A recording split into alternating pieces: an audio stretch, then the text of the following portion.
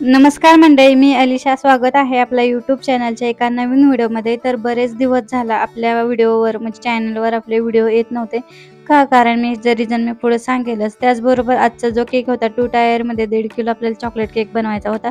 Cake जे base आहे ते मी शिजवायला ठेवले होते, बेक करायला ठेवले होते आणि थोडीशी बाहेर गेले. त्याच वेळात बरोबर लाईट गेली आणि लाईट गेल्यामुळं माझं लक्ष गेलं नाही. मी बाहेर असल्यामुळे मला समजलं नाही आणि बरोबर आपले स्पंज आहे ते छान कटून म्हणजे एकदम साईडने आहे ते छान बेक झाले होते, पण मधल्या साईडला अजिबात बेक झाले नव्हते. त्यामुळे मी अशा प्रकारे तुटलेले आणि बसलेले केक होते, स्पंज होते आणि हे जर कस्टमरला दुसऱ्या जर द्यायचं असते तर मी स्पंज हे रिटर्न दुसरे केले असते. पण हा जो केक होता तो घरच्या रिलेटिव्हमध्येच जाणार होता, त्यामुळे मी म्हटलं जाऊ दे, आहे चांगलं तर कशाला वेस्ट करा. कारण की प्रीमिक्ससुद्धा खूप महाग होत चाललेलं आहे. महागाचा प्रश्न नाही आहे, पण त्याचबरोबर पीठसुद्धा एवढं वेस्ट नको जायला, म्हणून मी अशाच प्रकारे केक केला. आणि थोडीशी आयडिया आली की वरचा केक जो आहे तो जास्त टॉर होणार नाही, म्हणून थोडंसं अजून प्रीमिक्स मी ॲड करून 100 ग्रामचा अजून मी प्रीमिक्स जो केक आहे तो स्पॉन्ज करून घेतला सेम टीनमध्ये, म्हणजे 5 इंचाच्या टीनमध्ये. तर तुम्हाला तर रूल माहीत आहे, खालच्या आणि वरच्या लेअरमध्ये कमीत कमी 2 इंचाचा तरी डिफरन्स हवा आहे. तर सेम प्रोसेस करून घ्यायची आहे आपल्याला. बेस घ्यायचा, त्याच्यानंतर थोडीशी क्रीम लावायची जेणेकरून जो आपला केक आहे तो हलणार नाही. शक्यतो वरचा केक बनवताना थोडीशी कमी क्रीम वापरा, कारण की आपल्याला ज्यावेळेस आपण उचलतो त्यावेळेस जास्त चिटकत नाही. त्यामुळे त्यानंतर बेस लावून घ्यायचा, त्यानंतर छान सोक करून घ्यायचं. जो कोणताही आपला फ्लेवर असेल तो इसेन्स आहे तो आपल्या क्रीममध्ये ॲड करायचा आणि अशा प्रकारे फिलिंग करून घ्यायची. त्यानंतर चॉकलेट सिरप मी ॲड केलेला आहे आणि थोडंसं क्रंचीपणा छान यावा यासाठी मी चोको चिप्ससुद्धा ॲड केलेला आहे. जर तुमच्याकडे चोको चिप्स नसेल तर तुमच्याकडे डार्क कंपाऊंडसुद्धा क्रश करून तुम्ही याच्यामध्ये ॲड करू शकता. तर अशा प्रकारे हे करून घेतच आहे. तोपर्यंत आता सांगते की एवढ्या दिवस व्हिडिओज का नाही आलेत, कारण की रमजान झाला, तुम्हाला माहीतच आहे. रमजानमध्ये खूप पॅक शेड्यूल होतं, तरीसुद्धा मी जास्तीत जास्त डेली व्हिडिओज अपलोड करण्याचा प्रयत्न करत होते. का? कारण की मला भरपूर वेळ होता. एकतर लवकर उठल्यामुळे, दुसरी गोष्ट जेवणाचे पूर्णपणे ऑप्शन बंद होते, त्यामुळे जेवणाला टाईम जात नव्हता आणि दुसरी गोष्ट म्हणजे स्वयंपाकालासुद्धा जास्त वेळ लागत नव्हता. त्यामुळे खूप टाईम मला वाचायचा, त्यामध्ये मी जास्तीत जास्त व्हिडिओज अपलोड करण्याचा प्रयत्न करत होते. त्यामुळे त्यानंतरनं मग थोडासा गॅप पडला, 1-2 दिवस म्हटलं तर रेस्ट घ्यावा, कारण की पूर्ण महिना कंटिन्यू मी छान व्हिडिओज अपलोड केले होते. थोडा रिलॅक्स घ्यावा म्हणून तोपर्यंत 2 दिवस थांबले आणि त्यातच बरोबर उन्हाळी काम लगेचच सुरू झालं. उन्हाळी काम सुरू होतं, मग पापड, कुरडई, खारोडी, भातवडी ह्या सगळ्या प्रक्रिया करत करत कुठे 15 दिवस गेले.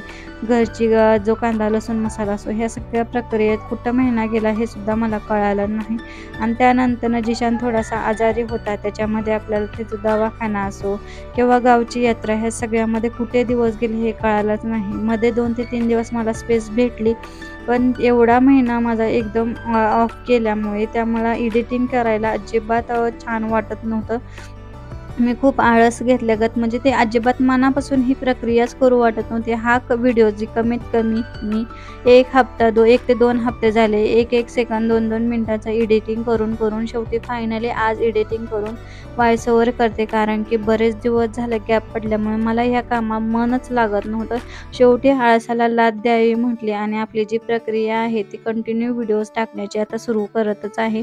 तर अजून कोणकोणते तुम्हाला सजेशन असतील हे सुद्धा मला कमेंटद्वारे कळवा. त्याचबरोबर आपले रेसिपीसुद्धा या व्हिडिओवर चॅनलवर येतात, तर तुम्हाला अजून समर स्पेशल किंवा अजून कोणकोणते रेसिपीज तुम्हाला पाहायला आवडतील हे सुद्धा सांगा. आणि हो, आता आपल्या पुरी भाजीचा व्हिडिओसुद्धा येणार आहे. अप्रतिम घरच्या साहित्यामध्ये एकदम हेल्दी प्रकारे तुम्ही पुरी भाजी कशी करू शकता हे सुद्धा सांगणार आहे. त्यामुळे चॅनलवर जर नवीन असाल तर नक्की सबस्क्राईब करा. तर हा जो केक होता तो रिलेटिव्हमधला होता, म्हणजे जवळचाच होता, जवळच केक जाणार होता, घरचेच केक खाणार होते. त्यामुळे माझा एक ऑप्शन असा होता की मी जास्त कमीत कमी इसेन्स कमीत कमी कलर जो आहे वापर करावा, म्हणून मी एकदम लाईट कलर वापरला होता आणि वरून कलर मी टाकला, कारण की तो दिसायला सुद्धा अट्रॅक्टिव्ह पण तितकाच कमी कलरवाला सुद्धा असावा यासाठी. तर वरचा खालचा जो लेअर आहे तो मी ग्रीन करून घेतला होता आणि वरचा जो लेअर आहे तो मी ह्या प्रकारे चॉकलेटी करून घेतलेला आहे. फायनल फिनिशिंग करताना मला थोडासा ताप झाला होता, कारण की उन्हाळा आहे आणि क्रीम जी आहे लगेचच मेल्ट होत आहे. माझं एकच म्हणणं आहे, जसं समर सीझन सुरू झालेला आहे, आज ज्यांचे जे जे आपले होम बेकर्स आहेत त्यांच्या फ्रीजमध्ये आईस क्यूब तर असायलाच हवे, कारण की आईस क्यूब असेल तर आपलं जी क्रीम आहे छान स्टेबल होते, लगेचच मेल्ट होत नाही. तर हे सगळे आपले केक आहे कमीत कमी अर्धा ते 1 तास छान फ्रीजमध्ये सेट व्हावून द्यायचे.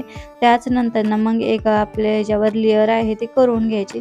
जर तुम्ही सेट केलेलं नाही आणि वरचा केक तसाच जर ठेवला तर वरचा केक तुटण्याची आणि खालचा केक बसण्याची सुद्धा शक्यता असते. त्यामुळे थोडंसं असा आपल्या ट्री इफेक्ट द्यायचा होता. त्यामुळे मी अशा प्रकारे जे आहे त्याचे जे फांद्या असतात त्या काढून घेतला होता आणि तुम्ही बघू शकता एवढं क्रीम मेल्ट होत होती त्याच्यामध्ये. त्यानंतर आपल्याला ह्याच्यामध्ये ॲडिशनल मी मागच्या वेळेससुद्धा एक जंगल थीम केक मी अपलोड केला होता केक, पण त्याच्यामध्ये मी वॉटर इफेक्ट दाखवला नव्हता. याच्यामध्ये मी वॉटर इफेक्ट दाखवणार आहे. त्याच्यामुळे मी थोडासा जो फ्रंट साईडचा स्पेस आहे तो तेवढा ड्रॉ करून घेतला, कारण की मला त्या ठिकाणी मला वॉटर इफेक्ट दाखवायचा होता. त्यानंतर नेहमीप्रमाणे जंगल थीम आहे त्यामुळे ग्रास तर हवंच, त्यामुळे ग्रास नोझलनं अशा प्रकारे मी ग्रास इफेक्ट करून घेत आहे. तर ग्रास इफेक्ट करताना मी नेहमी सांगेल आपली जी पायपिंग बॅग आहे ती जास्त प्रेशर न देता हळूवार हाताने करा, कारण की जास्त जर प्रेशर दिलं तर एकतर एअर खूप जास्त नसते, त्यामुळे मग ती फुटण्याची शक्यता असते. कितीही चांगल्या क्वालिटीची वगैरे पायपिंग बॅग घेतली तरीसुद्धा पाईप आपल्या ज्यावेळेस नोझल यूज करतो त्यावेळेस हळूवार पद्धतीने ही नोझल आपले छान हाताळा.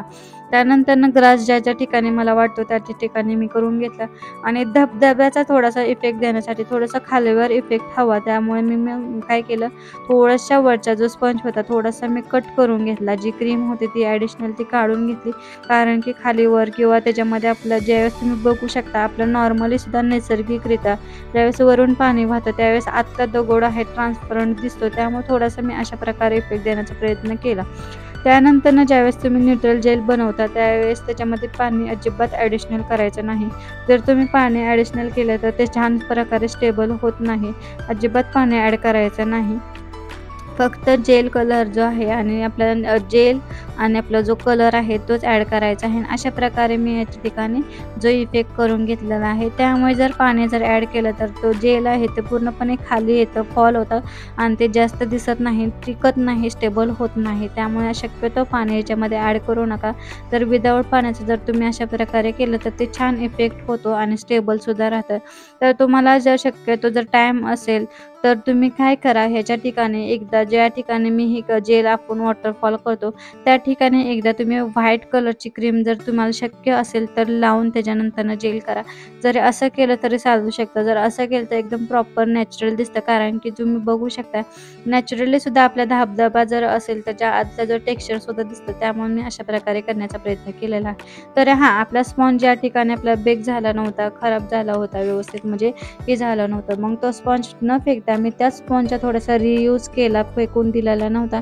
तो स्पॉन्ज मी काढून त्याच्यामध्ये थोडंसं चॉकलेट गनाश ॲड केलं आणि अशा प्रकारे दगडाचा इफेक्ट केलेला आहे. ओबड-धोबड असो किंवा गोल असो, उभट आकाराचे मी अशा प्रकारे थोडंसं पाणी हाताला लावलं आणि अशा प्रकारे गोळे करून घेतले, जेणेकरून ते टेस्टला सुद्धा उत्तम लागतात. आणि दुसरी गोष्ट म्हणजे त्याच्या इफेक्टसुद्धा आहे तो छान होतो. बघा ना, कोणती पण गोष्टी म्हणतात ना चांगल्यासाठी होती, ती असं झालं की स्पॉन्ज बिघडला, पण त्या स्पॉन्ज मी फेकून न देता अशा प्रकारे इफेक्ट केला. त्याच्यामुळे अजून छान आपला जंगल थीम केक आहे तो अजून छान प्रकारे इफेक्ट देत होता. तर आजचं जंगल थीम केक कसा वाटतं मला सांगा. आणि नॅचरली सुद्धा गवत जरी असलं तरी सुद्धा त्याच्यामध्ये थोडीशी माती असते, त्यामुळे थोडासा क्रम ॲड केला आणि अशा प्रकारे जे माझ्याकडे स्टिकर होते ते सुद्धा मी ॲड करून घेतले.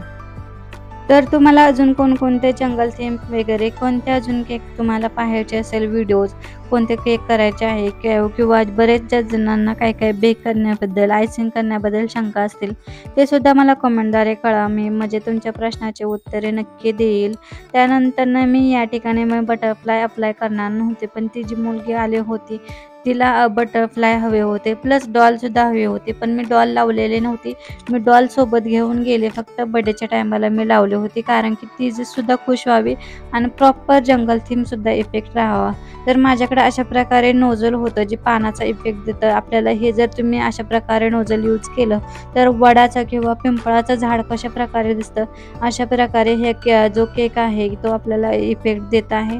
तर मग ग्रीन कलर जो होता तोच मी ॲड केला आणि अशा प्रकारे इफेक्ट करून घेतलेला आहे. आजचं केक डेकोरेशन कसं वाटतंय मला कमेंटद्वारे कळवा.